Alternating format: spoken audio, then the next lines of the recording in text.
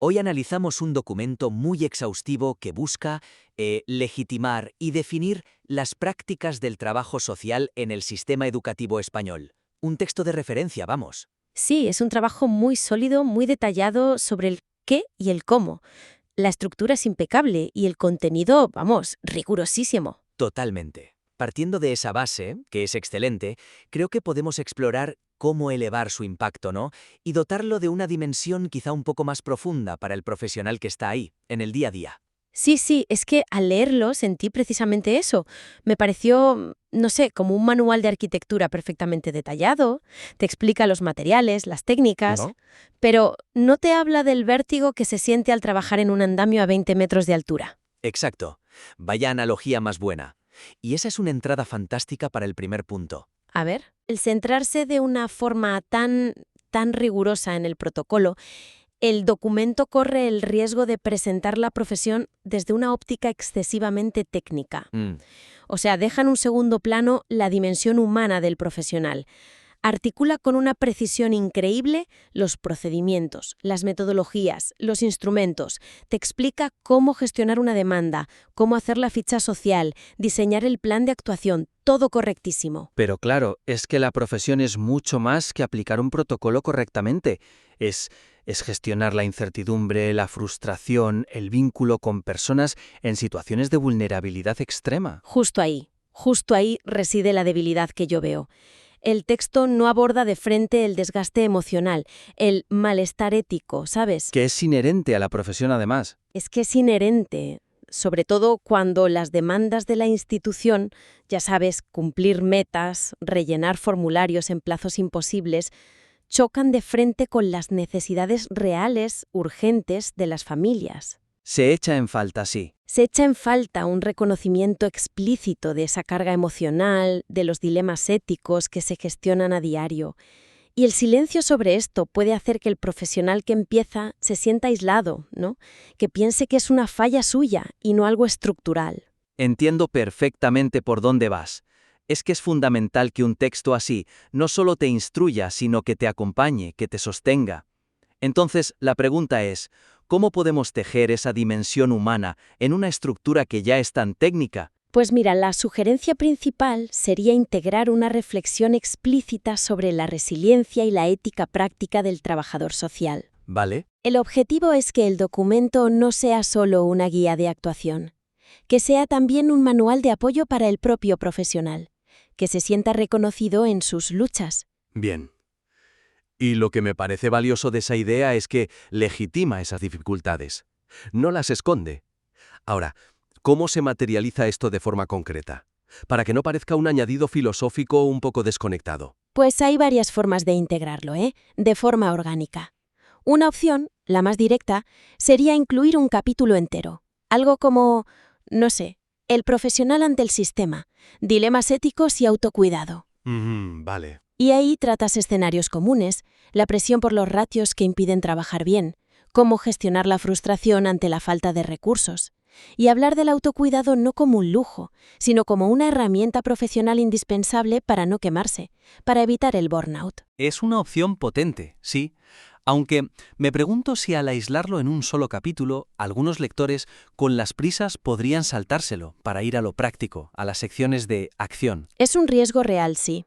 Por eso, una segunda opción, que a mí me gusta más, es quizá más integrada. ¿Cómo? Salpicar todo el texto con esta perspectiva. Podríamos poner, al final de cada sección de metodología, un pequeño apartado, reflexión ética o dilemas en la práctica. Ah, vale. Por ejemplo, después de explicar el protocolo de intervención familiar, que es súper técnico, planteas preguntas directas.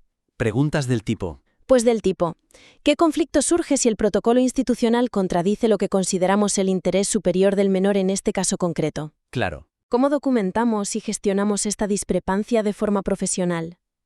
¿O qué estrategias tenemos para mantener la empatía activa cuando trabajamos con situaciones muy repetitivas y desgastantes? No tienen una única respuesta, pero obligan a pensar más allá de la norma. Me gusta mucho más esa segunda vía. ¿Sabes? Convierte la ética en algo vivo, en un músculo que se ejercita a cada paso, no en un apéndice teórico. Y supongo que se podría reforzar con ejemplos concretos. Por supuesto. Una tercera vía, que se puede combinar con la anterior, es usar viñetas breves, casos prácticos que ilustren no solo el procedimiento, sino también el dilema. Ponme un ejemplo. Pues, caso práctico. Un menor necesita apoyo psicológico inmediato, pero el trámite burocrático exige 3 semanas. El protocolo dice A, la urgencia dice B. ¿Qué estrategias de mediación y defensa de derechos puede activar el trabajador social a corto plazo? Claro, esto ancla la teoría en la realidad, que siempre es mucho más desordenada. Tal cual. Y esta idea de darle herramientas para gestionar su frustración, creo que conecta directamente con el siguiente punto. Porque esa frustración muchas veces no viene del caso en sí, sino de chocar una y otra vez contra el mismo muro, el sistema. Es una transición perfecta, sí. Hablemos de su rol, no solo dentro del sistema, sino como un posible agente de cambio del sistema. Pues es que ese es el segundo punto, precisamente. El enfoque del documento se queda en describir la función del profesional dentro del sistema, pero no le arma para ser un agente de cambio del sistema. Describe su rol como figura bisagra, ¿no? Exacto. Y lo hace de forma exhaustiva y muy precisa, como una pieza clave en la estructura educativa, que se coordina con otros servicios, que se mueve entre dispositivos. Y esa descripción es correcta, es necesaria. Lo posiciona como un navegador experto del sistema que ya existe. Sí, pero ahí está la limitación. La debilidad es que el texto asume el marco institucional como algo estático, casi como una ley de la naturaleza. Como un telón de fondo. Eso. Menciona problemas sistémicos como en la soledad de la escuela, en la socialización, pero los presenta como un decorado inamovible. No ofrece herramientas para que el trabajador social aborde las causas de raíz. Su rol parece limitarse a paliar las consecuencias, a poner tiritas. Entiendo. Pero, a ver, se podría argumentar que esa no es su función, que ya tienen una carga de trabajo inmensa gestionando casos como para encima pedirles que sean activistas o reformadores del sistema. Es una objeción muy importante. ¿No corremos el riesgo de sobrecargarles con una expectativa inalcanzable? Claro, y el documento debería abordar esa objeción. La sugerencia no es añadir más trabajo, sino reenfocar el que ya se hace. Ah, vale. Se trata de reformular el propósito, posicionar al trabajador social no solo como un interventor, sino como un defensor de la justicia social en la educación, darle herramientas para pasar de gestionar casos a la incidencia política. Y entiendo política en un sentido amplio, la capacidad de influir en las normas de la comunidad. ¿Y cómo se traduce eso en herramientas prácticas sin que suene a utopía? Pues, por ejemplo, se podría crear una sección sobre estrategias de incidencia desde la práctica diaria. No es algo que haces además de tu trabajo, sino a través de tu trabajo. Vale. Explicarías cómo sistematizar la información de los casos individuales para identificar patrones de fallo sistémico. Claro, es la diferencia entre decir, tengo 5 familias con problemas de vivienda y poder presentar un informe que demuestre que, en este barrio, el 40% del absentismo está ligado a desahucios. Exactamente. Es usar la evidencia que ya generan para elaborar informes con propuestas para la administración. Y otra herramienta conceptual muy potente, introducir la idea de desnaturalizar los problemas. ¿Desnaturalizar? Sí. En lugar de solo intervenir en un caso de absentismo, guiar al profesional para que organice talleres con la comunidad educativa que cuestionen ideas arraigadas como, bueno, es que en ciertas familias es normal que los niños no vayan a clase. Ah, claro. Se trata de cambiar la narrativa, pasar de la culpa individual a la responsabilidad colectiva. Lo que implica un cambio de rol fundamental, de ser un técnico que aplica soluciones a ser un facilitador que ayuda a la comunidad a encontrar las suyas. Y para hacerlo aún más tangible, se podría ofrecer un modelo, una plantilla, de plan de mejora comunitaria. Un plan que el trabajador social pueda liderar en su sector, reuniendo a coles, servicios sociales, asociaciones de vecinos, para abordar un problema común que han detectado. Como la falta de ocio seguro para adolescentes, por ejemplo. Justo, se trata de darles una hoja de ruta para canalizar la frustración en acción constructiva, colectiva. Transformar la frustración en acción sistémica es una idea muy poderosa, pero para que un profesional se sienta capacitado y motivado para todo esto, necesita algo más que herramientas, necesita una misión, un propósito. Y eso me lleva a la estructura general, que es nuestro tercer y último punto. La falta de un hilo narrativo que lo una todo, ¿verdad? Exacto. Pues siguiendo con eso que comentas, la estructura del documento es su mayor fortaleza y a la vez una posible barrera. Es muy lógica, enciclopédica. Sí, va de lo general a lo particular. Contexto social y legal, luego etapas educativas, tipos de alumnado, intervenciones. Es un manual de consulta completísimo y muy útil. Pero esa misma completitud, tan segmentada como una enciclopedia, puede dificultar que conectes con un mensaje central, ¿no? Con la esencia del trabajo. Ahí está. La introducción dice que quiere ser un texto mínimo básico, pero el contenido es tan exhaustivo que aspira a mucho más.